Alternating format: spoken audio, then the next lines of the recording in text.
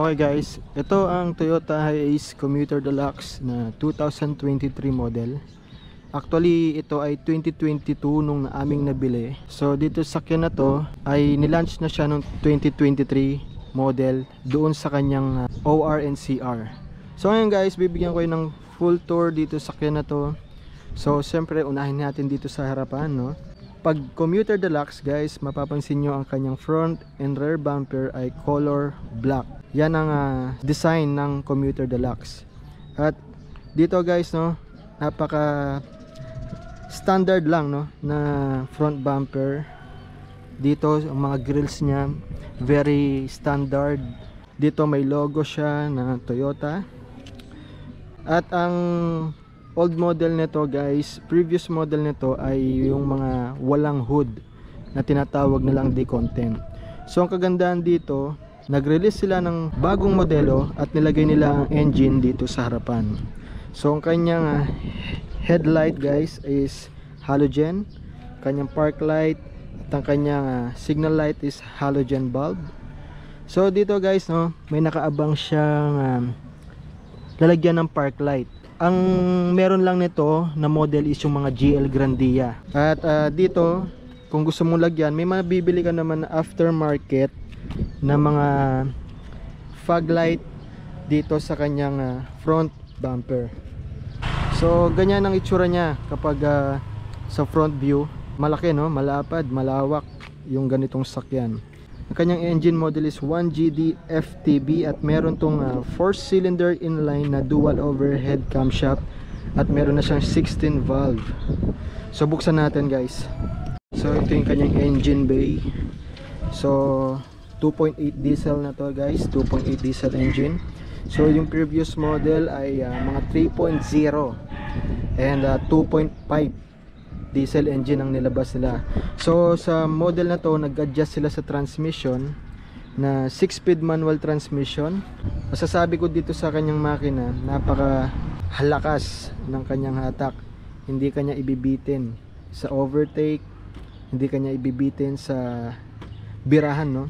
Ginamit ko na to sa Baguio at talagang napaka-smooth niyang gamitin, napakasarap gamitin. So dito naman tayo sa kanyang side view. So unahin natin dito sa gulong. So itong gulong niya is Bridgestone ang kanyang tatak at ang kanyang tire size ay 215 by 70 R16. So sa almost 1 year na ginagamit ko na to, makapal pa rin siya guys, no? At matagal pa rin siyang gamitin. Talagang ilang beses ko nang inakyat sa Baguio to, ilang beses na rin ako nakapunta ng Batangas, north to south. Napaka kapal pa niya, no? And dito naman guys, mapapansin nyo itong kanyang side mirror. Meron siya ditong signal light, turning light, no guys. At pag nandito ka, yung view mo, makikita mo napakalawak, no? Napakalaki ng kanyang side mirror. Nakikita mo yung buong space, hindi ka alanganin kapag ikaw ay liliko. So dito yung kanyang door handle black at ang kanyang susian nandito. Yan. Nandito may window siya. Meron siyang bintana dyan na binubuksan. At itong kanyang fuel tank. So dito sa likuran niya, halogen bulb ang kanyang stoplight, park light at ang kanyang turning signal light. At meron nakalagay dito na sticker na logo ng Toyota Hiace at ng Commuter Deluxe. Dito naman is black na trim ng door handle at door opener. Wiper dito sa likod. Tsaka yung kanyang sprinkle ba ang tawag dyan, para malinis mo ang kanyang salamin. Pipihit mo yung controller dun sa may manubela para ma-release yung tubig dito. at malinis yung kanyang salamin. So dito naman tayo guys, ito na, meron siyang pintuan dito na sliding door. Yan ang kanyang door handle. Dito rin naman meron siyang pintuan sa passenger side. Ito ang kanyang pinakaloob. Ganun lang din dito sa kanyang side. Meron siyang side mirror na turning signal light. At dito sa kanyang loob, sa mga pintuan, mapapansin mo pure black lang na hard plastic ang kanyang panel. So dito merong power window, tapos ang kanyang door handle sa loob, ganito siya ang style niya. At may bottle holder siya dito, at kung ano pa ang pwede mong ilagay dito, yan oh. And of course dito meron siyang bottle holder, yan, dalawa, at saka isa doon sa driver side, no. And itong kanyang compartment, may compartment siya dito na maliit, yan. At dito, yan, meron siyang lalagyan ng air filter to ng aircon or cabin filter. Diyan mo papalitan yung cabin filter mo kapag marumi na. Yan, yan yung kanyang compartment. So dito naman, ito yung kanyang upuan sa harapan, no? Ganyan kanyang design. So fabric material yung ginamit nila dito. At sa Commuter Deluxe, hindi siya leather. Yung GL Grandia, I think yun na ay leather seats na. Kaya naman mas madaling linisin, no? Kasi ito kapag nalagyan ng mancha, mahirap tanggalin dahil fabric siya. Kaya kailangan pag dinala mo sa car wash, palinis mo na rin kapag natuluan ng mancha. So dito, meron din siyang compartment. Yan. Dito nakalagay ang kanyang warning device. Yan, in case of emergency, masiraan ka. Ito ay freebies ng Toyota Santa Rosa sa amin. Ang warning device. At may kasama na rin siyang tools. Yan, in case na masiraan ka, may emergency tools. At yung kanyang manual. Yan, dito nilalagay yung manual. Tsaka yung kanyang mga tools, dito ko nilalagay. So napakalawak at napakarami mong malalagay dito. Pwede kang maglagay ng mga damit, kung biyahero ka, kung driver ka, pwede mo lagyan ng mga gamit dito ng tulad ng mga kagamitan, no, damit mo. Yan. Okay, next. Dito tayo sa kanyang harapan.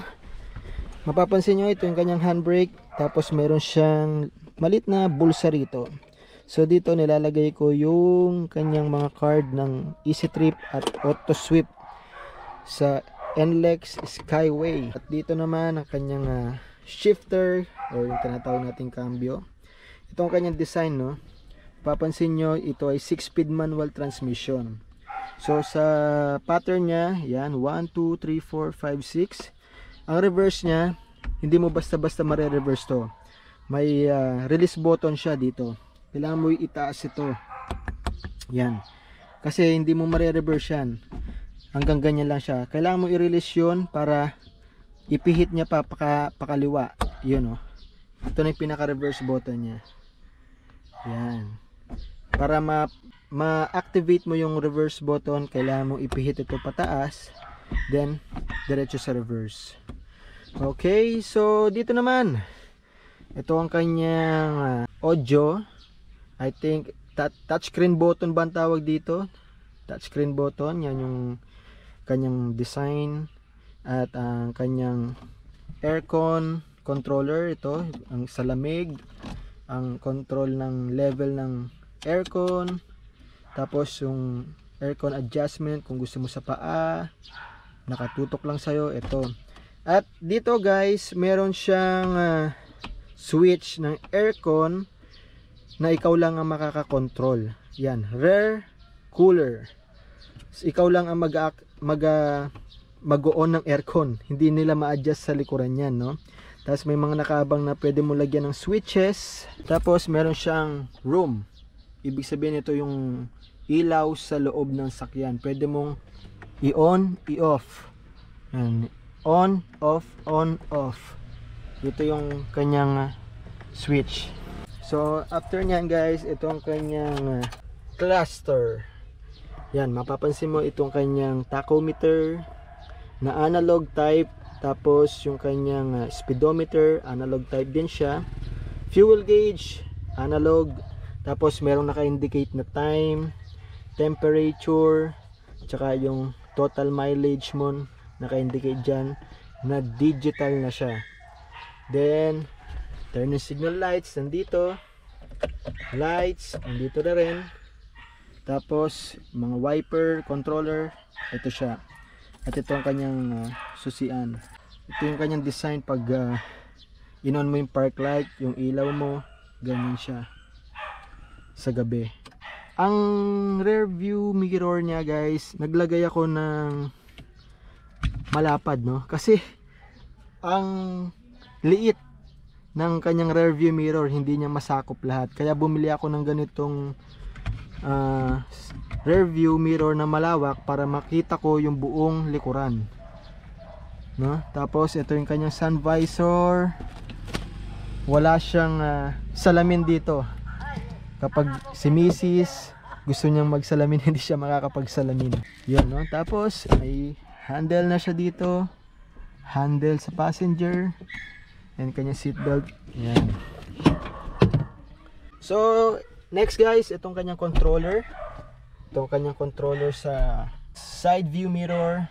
Kung gusto mong i-adjust, i-retract, itong kanyang controller.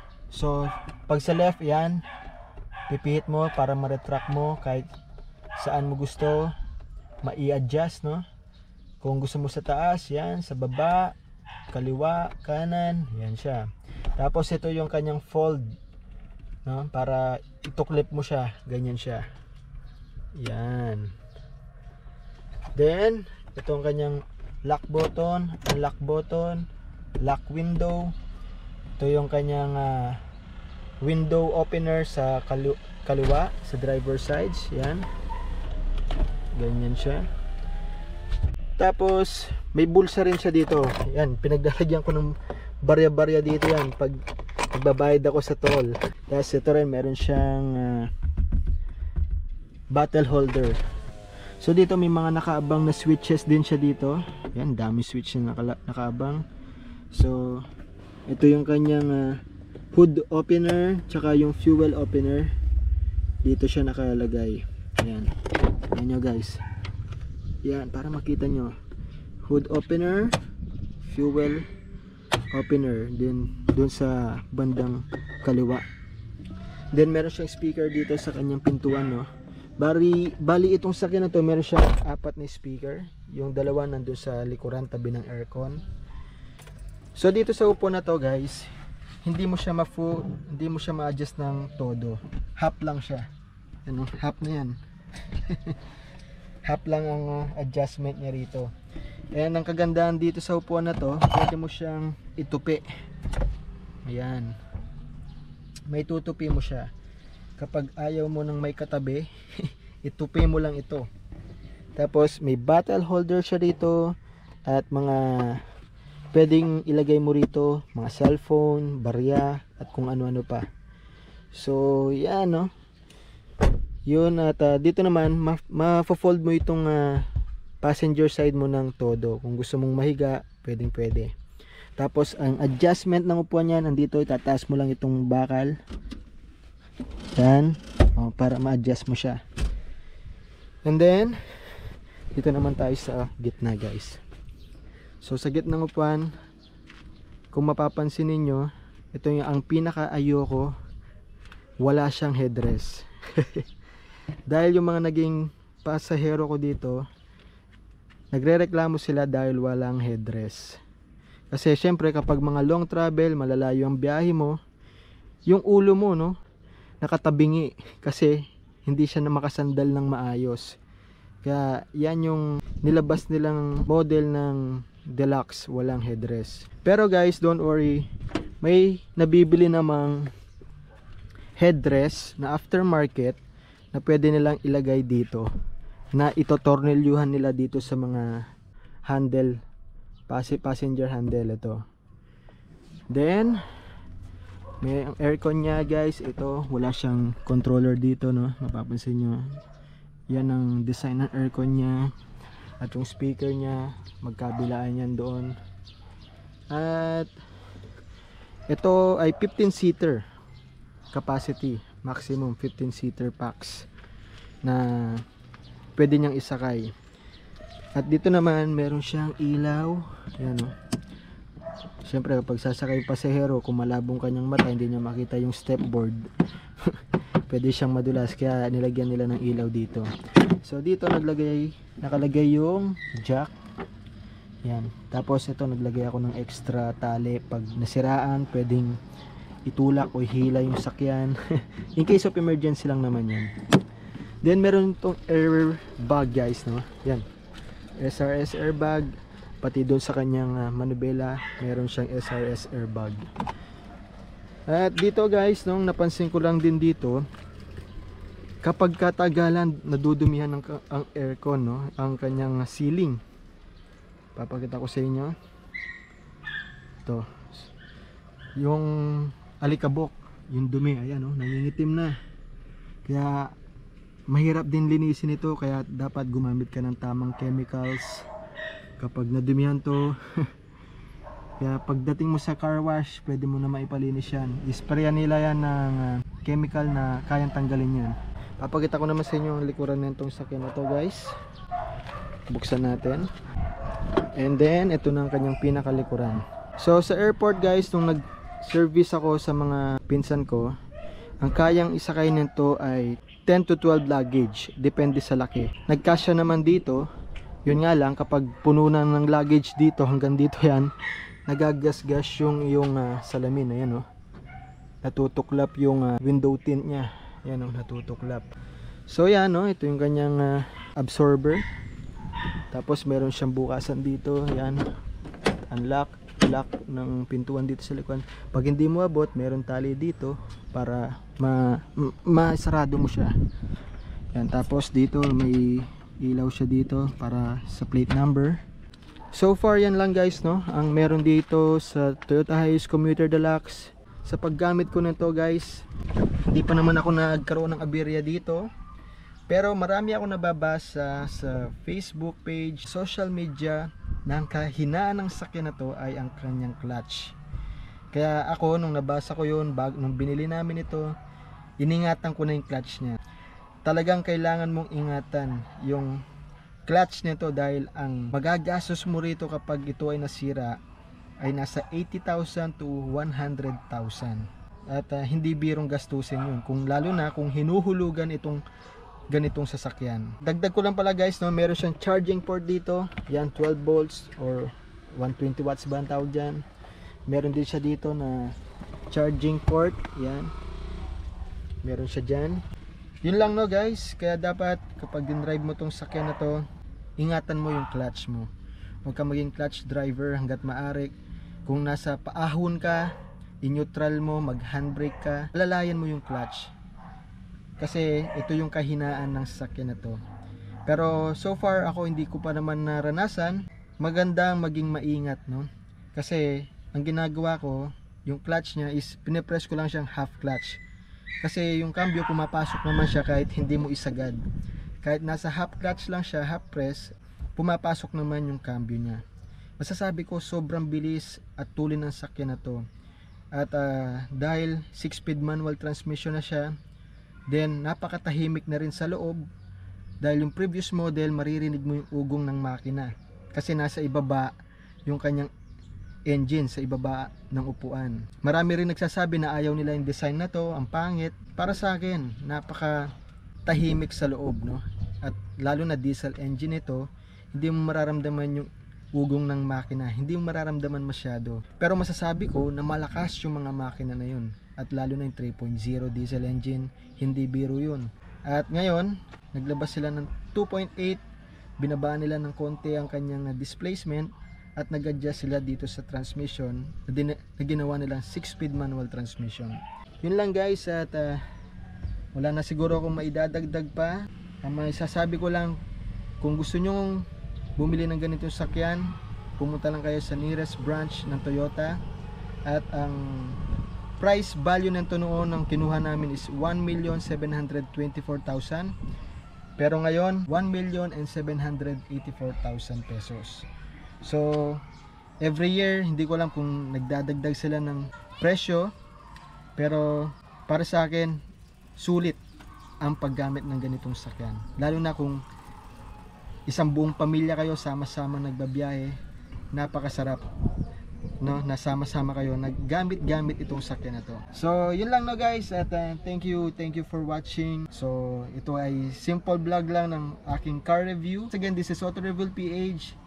See you sa next vlog. Ingat kayong lahat and stay tuned sa aking YouTube channel. Alright, goodbye. If I turn her off, breathing, sitting on my own.